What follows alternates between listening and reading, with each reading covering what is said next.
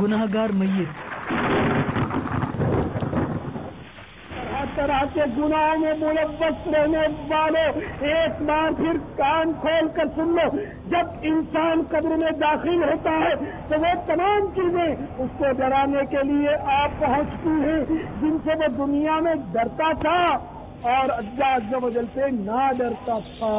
حجت الاسلام سیدنا امام محمد ابن محمد غزالی علیہ رحمت اللہ علیہ نقل فرماتے ہیں، جب گناہگار مردے کو قبر میں رکھ دیتے ہیں اور اس پر عذاب کا سلسلہ شروع ہو جاتا ہے تو اس کے پڑوسی مردے اس سے کہتے ہیں، اے اپنے پڑوسیوں اور بھائیوں کے بعد دنیا میں رہنے والے، کیا تیرے ہمارے معاملے میں کوئی عبرت نہ تھی؟ کیا ہمارے تجھ سے پہلے چلے جانے میں تیرے لیے غور و فکر کا کوئی مقام نہ تھا؟ کیا تو نے ہمارے سلسلہ اعمال کا ختم ہونا نہ دیکھا؟ تجھے تو مہلت تھی، تو نے وہ نیکیاں کیوں نہ کر لی جو تیرے بھائی نہ کر سکے؟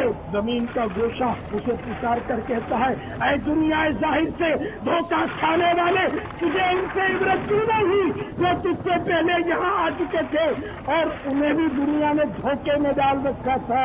یقین مانیے ہر مرنے والا خاموشی کے ساتھ یہ پیغام دیتا چلا جاتا ہے کہ جس طرح میں دنیا سے رخصت ہوا ہوں آپ کو بھی رخصت ہونا پڑ جائے گا، جس طرح مجھے منو مٹی تلے دفن کیا جانے والا ہے اسی طرح آپ کو بھی دفن کیا جائے گا۔ جنازہ آگے بڑھ کے کہہ رہا ہے، جہاں والوں میرے پیچھے چلے آؤ، تمہارا رہنما میں ہوں۔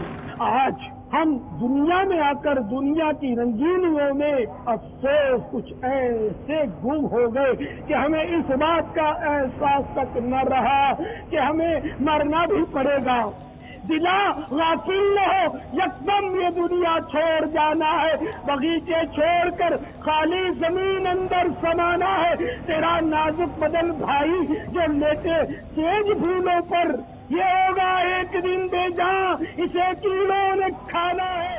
ہوئے نام پر پیشاں کیسے کیسے زمین آ گئی نو جمع کیسے کیسے، کاجی لگانے کی دنیا نہیں ہے، یہ عبرت کی جا ہے تماشا